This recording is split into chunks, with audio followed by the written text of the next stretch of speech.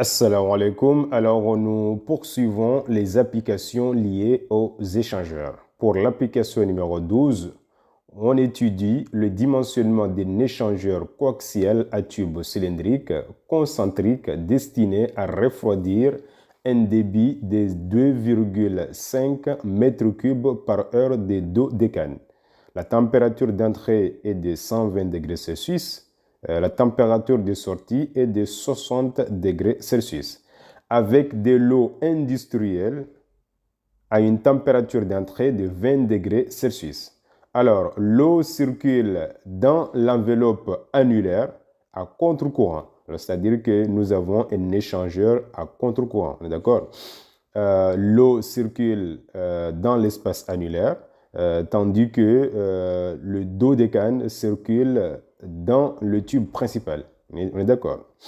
Alors, le tube interne dans lequel circule le dodécane a un diamètre d'1 égal à 22 mm et une épaisseur de 2,5 mm.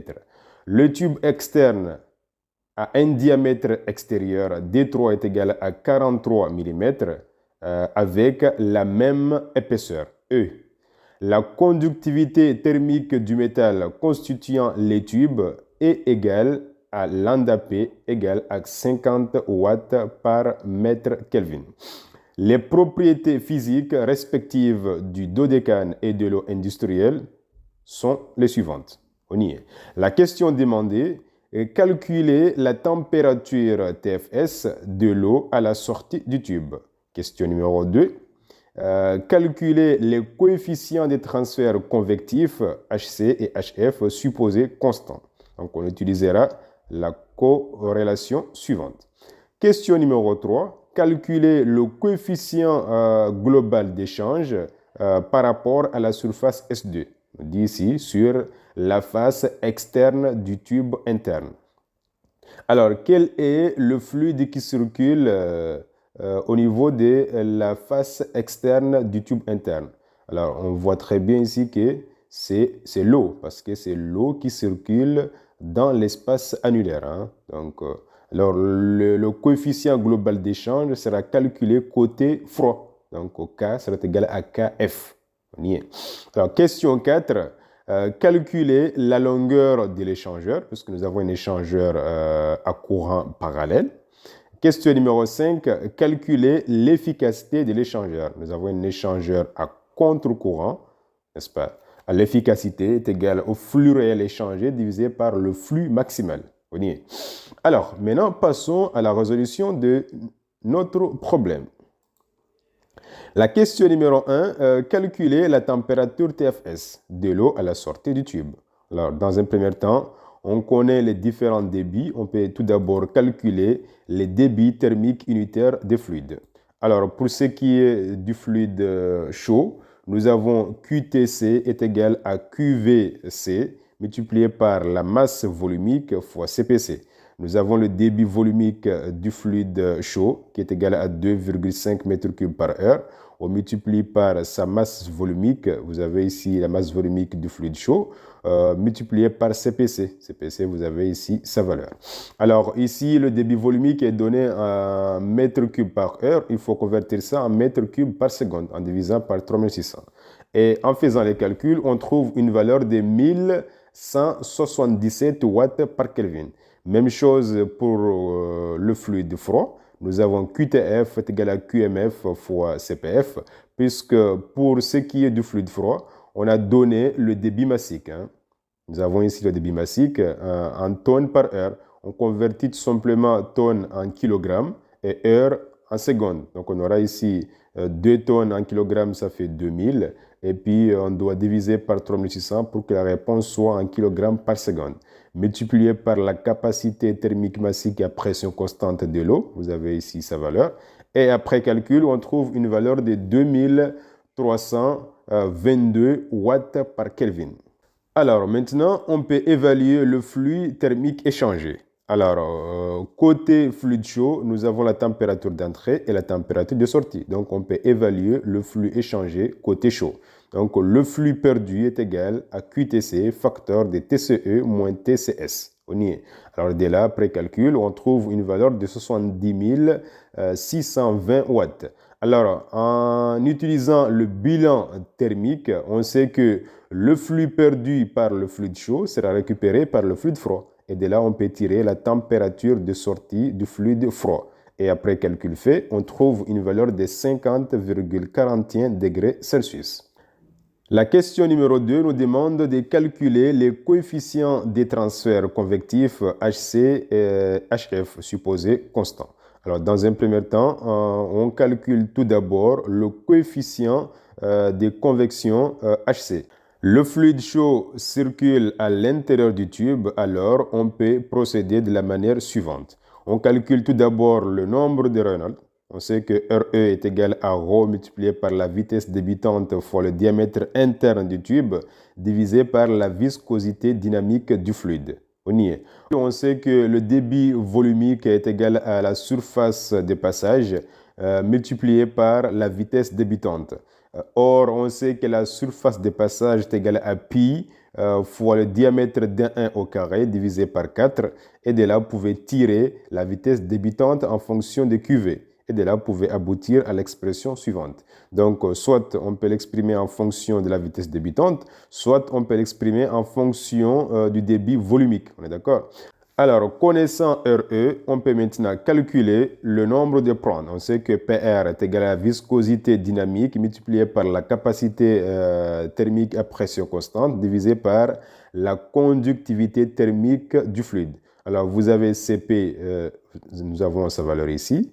La viscosité dynamique du fluide, vous avez sa valeur ici. Lambda, vous avez sa valeur ici. Alors, après calcul, on trouve une valeur de 11,22. Alors, connaissant RE et PR, on peut utiliser la corrélation fournie dans l'énoncé pour évaluer le nombre de nus-self. D'accord? Donc, NU est égal à 0,027 fois RE à la puissance 4 cinquième multiplié par PR à la puissance entière. Après calcul fait, on trouve une valeur de 291,52. Connaissant le nombre de nus-self, on peut maintenant déduire le coefficient convectif. On sait que le nombre de nus-self est donné par cette relation parce que le fluide circule à l'intérieur du tube. On est d'accord? Donc, le nombre de nus-self est égal au coefficient convectif multiplié par le diamètre interne divisé par la conductivité thermique du fluide. Et de là, on peut tirer le coefficient HC. Et après calcul, on trouve une valeur de 2001 watts par mètre carré Kelvin. Alors, deuxième point, on doit évaluer le coefficient des transferts convectifs HF, côté froid. Or, le fluide froid circule dans l'espace annulaire. Alors, vous avez ici la modélisation. Nous avons le tube interne, d'accord, de diamètre D1. D1, c'est le diamètre interne du tube. Et D2 pour nous, c'est le diamètre externe du tube interne. D'accord? Parce que le tube interne a une épaisseur de 2,5. Donc, pour connaître le diamètre externe du tube interne, on prend le diamètre interne plus 2 fois l'épaisseur. D'accord? 2 fois son épaisseur. Alors, nous avons ici l'espace annulaire. Donc, l'eau circule ici. Le fluide chaud, qui est en fait le dodécane, circule à l'intérieur de ce tube. Le fluide froid circule dans l'espace annulaire, en sens opposé avec le fluide chaud. Alors, on calcule tout d'abord le nombre de Reynolds. On sait que RE, dans le cas d'une circulation à l'extérieur d'un tube, est donné par cette relation. Donc, RE est égal à ρ multiplié par la vitesse débutante multiplié par le diamètre hydraulique, d'accord, divisé par la viscosité dynamique. Or, dans le cas d'un échangeur bitube, le diamètre hydraulique est donné par la relation suivante. Donc, on prend le diamètre D3 moins le diamètre externe du tube interne. D'accord? Donc, c'est D3 moins D2. D2 représente le diamètre externe du tube interne. D'accord? Alors, DH est égal à D3 moins D2. Or, le débit massique du fluide froid est égal à ρ multiplié par la section des passages du fluide froid multiplié par la vitesse débitante du fluide froid. Or, la section des passages du fluide froid, on a dit tout de suite ici, c'est égal à pi sur 4, facteur de D3 au carré moins D2 au carré. D'accord? Et à partir de là, on peut factoriser par pi sur 4 et de là on trouve que le débit massique du fluide froid est égal à pi sur 4 fois ρ fois V, facteur de D3 au carré moins D2 au carré. D'accord? Alors, pi sur 4 facteur de D3 au carré moins D2 au carré représente la section des passages du fluide froid dans l'espace annulaire. D'accord? Alors, maintenant, revenons ici. On sait que le diamètre hydraulique est égal à 4 fois la surface de passage divisé par le périmètre mouillé. La surface de passage pour nous, c'est ça, ce que nous avons ici. D'accord? Vous avez ici la surface de passage. Le périmètre mouillé donné par cette relation, c'est pi fois D3 plus pi fois D2. On est d'accord? Alors maintenant, on peut factoriser par pi. Là, on peut simplifier 4, 4. Et là, vous avez au numérateur D3 au carré moins D2 au carré, c'est égal à D3 moins D2, facteur de D3 plus D2. Et D3 plus D2 peut être simplifié par le dénominateur. Et de là, on trouve que le diamètre hydraulique est égal à D3 moins D2. Donc, ce qu'on a vu dans le cours. Alors, pour un échangeur bitube, le diamètre hydraulique est donné par cette relation. Donc, c'est le diamètre interne du tube extérieur moins le diamètre externe du tube intérieur. Donc, c'est D3 moins D2, d'accord? D2 étant le diamètre externe du tube intérieur. Et après calcul, on trouve une valeur de 18 mm. Alors, le diamètre D2 que nous avons ici, voici son expression. Donc, c'est le diamètre interne du tube plus 2 fois l'épaisseur du tube. L'épaisseur est là, c'est 2,5. Donc, ce qui fait que vous avez 2,5 fois 2, ça vous donne 5. 5 plus 22, ça vous donne 27. Donc, vous avez 45 mm moins 27 et ça vous donne 18 mm. Alors, connaissant l'expression du diamètre hydraulique, on peut maintenant venir ici, n'est-ce pas? On remplace dH par son expression et la vitesse VF par son expression parce que VF est égal à 4 fois QMF divisé par pi fois ρf fois ça. Alors, je peux aboutir à l'expression suivante. Je remplace dH par son expression, vous voyez, et je tire aussi V, voici l'expression de la vitesse débitante. Alors, au dénominateur, j'ai D3 au carré moins D2 au carré. C'est la forme de A au carré moins B carré. C'est égal à A moins B, facteur de A plus B. Donc, j'aurai D3 moins D2, facteur de D3 plus D2. Donc, D3 moins D2 peut être simplifié. Ça va nous rester ici D3 plus D2. Alors, j'ai ρf et ρf peut être simplifié aussi. Et de là, on peut aboutir à l'expression finale suivante qui nous permettra ici d'évaluer numériquement le nombre de Reynolds. Et après calcul, on trouve une valeur de 11 039 qui est le nombre de Reynolds côté froid. Alors maintenant, on peut déterminer le nombre de prônes. On sait que PR est égal à la viscosité dynamique du fluide froid multiplié par la capacité thermique à pression constante divisé par la conductivité thermique du fluide. Alors, CPF, voilà sa valeur. Lambda F, voici sa valeur. Et lorsqu'on fait l'application numérique, on trouve une valeur de 6,13. Alors, connaissant le nombre de Reynolds ainsi que le nombre de prônes, on peut maintenant déduire le nombre de Nusselt en utilisant la corrélation donnée dans l'énoncé. Alors, nous avons ici nu, indice F est égal à 0,027 fois REF exposant 4 cinquièmes multiplié par le nombre de prônes élevé à la puissance entière. Et en remplaçant RE par sa valeur et PR par sa valeur, on trouve une valeur de 84,76. Et on peut utiliser maintenant l'expression qui relie le nombre de Nusselt en fonction du coefficient convectif pour déduire HF. Alors, comme le fluide froid circule dans l'espace annulaire, encore une fois, la longueur de référence pour nous, ça sera le diamètre hydraulique. On y est. Alors, le nombre de Nusselt est égal à HF multiplié par le diamètre hydraulique divisé par lambda F. Si le fluide froid circulait à l'intérieur d'un tube, on allait écrire nu est égal à H fois le diamètre interne du tube divisé par la conductivité thermique. Mais si le fluide circule à l'extérieur du tube, alors la formule appliquée est la suivante. C'est le diamètre hydraulique qu'on considère et non le diamètre interne du tube. On y est. Voilà. Donc, nous avons le nombre de nacelles est égal à H fois le diamètre hydraulique parce que l'eau circule dans l'espace annulaire. Cela signifie que l'eau circule à l'extérieur du tube interne. On y est. Alors, divisé par la conductivité thermique et de là, on peut tirer le coefficient H. On connaît DH est égal à 18 mm et de là, on peut aboutir numériquement à la valeur de H. Et après calcul, on trouve une valeur de 2858 watts par mètre carré Kelvin.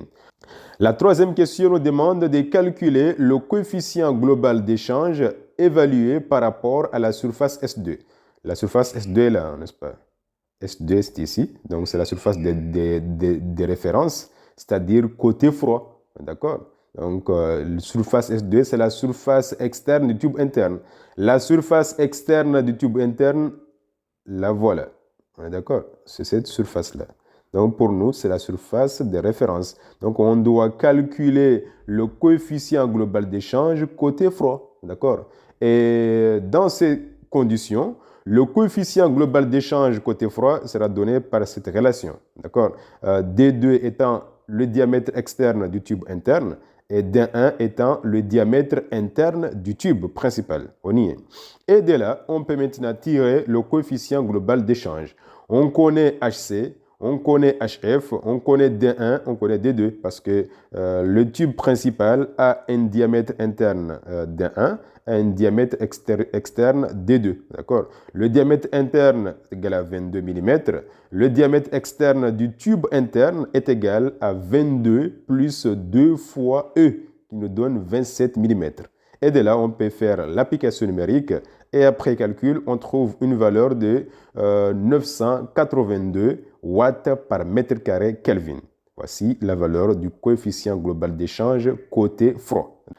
La question numéro 4, on demande de calculer la longueur de l'échangeur. Alors, pour calculer la longueur de l'échangeur, nous avons deux méthodes. Soit on peut utiliser la méthode de delta-TLM ou bien la méthode de Newt. D'accord? Alors, pour nous, on va changer un petit peu. On va utiliser la méthode de delta-TLM. Alors, le flux échangé par la méthode de delta-TLM est donné par cette relation. Le flux échangé est égal à K fois S total fois la valeur de delta-TLM. Et de là, on peut tirer la surface totale d'échange. Alors, nous avons un échangeur à contre-courant. On est d'accord? Alors, et pour un échangeur à contre-courant, les deux fluides circulent en sens inverse. Alors, nous avons ici la circulation du fluide chaud et l'autre côté, nous avons la circulation du fluide froid. D'accord? Alors, ici, nous avons l'entrée de l'échangeur. Et l'autre côté, vous avez sortie échangeur. Alors, entrée échangeur, nous avons TCE et TFS. Et sortie échangeur, nous avons TCS et TFE. Alors, delta TE, c'est la variation des températures des fluides à l'entrée de l'échangeur. Donc, nous avons delta TE est égal à TCE moins TFS. On y est. Alors, delta TS, c'est la variation des températures des fluides à la sortie de l'échangeur. Ici, delta TS sera égal à TCS moins TFE. On y est. Et là, on peut maintenant évaluer delta TE et delta TS, puisqu'on connaît la température TCE, TCS, TFE et TFS. On y est. Et de là, on trouve delta TE est égal à 69,59. Delta TS, vous avez égal à 40 degrés Celsius. Alors, connaissant delta TE et delta TS, on peut maintenant évaluer numériquement delta TLM. Et là, donc, les calculs nous donnent une valeur de 53,44 Kelvin. On y est. Connaissant delta TLM, on déduit maintenant la surface totale d'échange. N'oubliez pas que le flux échangé a été déterminé dans la question numéro 1. On est d'accord? Et de là, après calcul, on trouve une valeur de 1,34 m², qui est la surface totale d'échange côté froid. Ne l'oubliez pas, parce que le coefficient global d'échange a été calculé côté froid. On y est. Alors, connaissant la surface totale d'échange, on peut maintenant déduire la longueur du tube, puisque nous avons une paroi cylindrique. Alors, la surface totale d'échange, c'est la surface latérale du tube interne. D'accord? Alors, on peut maintenant poser la formule. Nous avons S total est égal à pi fois D2 fois L. Pourquoi D2? Parce que le coefficient global d'échange a été calculé en prenant comme référence la surface d'échange côté froid. Et la surface totale d'échange côté froid est égale à pi fois le diamètre extérieur du tube interne fois la longueur du tube. On est d'accord? Et de là, donc, on peut poser cette relation. Et à partir de là, on peut tirer la longueur L du tube. Et après calcul fait, on trouve une valeur de 15,8 mètres, qui est la longueur de notre échangeur. Alors, la dernière question nous demande de calculer l'efficacité de l'échangeur. Alors, par définition, l'efficacité est égale au flux réel échangé divisé par le flux maximal. Or, le flux maximal est égal à Qt min, facteur de TCE moins TFE, avec Qt min pour nous est égal à QTC, parce que c'est le fluide ayant le plus petit débit thermique unitaire. On y est. On connaît le flux, d'accord? C'est égal à 70 620. On connaît QTC, on connaît TCE, on connaît TFE, et de là, on peut calculer numériquement l'efficacité de notre échangeur. Et après calcul, on trouve une valeur de 0,6 qui est égale à 60%. Alors, nous avons pu déterminer l'efficacité de l'échangeur. On connaît la surface totale d'échange, on connaît la longueur du tube. Voilà où s'achève le dimensionnement de notre échangeur bitube. Voici donc les paramètres les plus importants à évaluer lorsqu'on fait un dimensionnement d'un échangeur, à savoir le coefficient global d'échange, la surface totale d'échange, la longueur du tube s'il s'agit d'un échangeur à courant parallèle et enfin l'efficacité. On y est. Voilà. Alors, voilà où s'achève la résolution de l'application numéro 12 qui portait sur le dimensionnement d'un échangeur bitube cas d'un refroidissement d'un fluide. Alors, on se donne rendez-vous prochainement pour une nouvelle application liée aux échangeurs. Je vous remercie.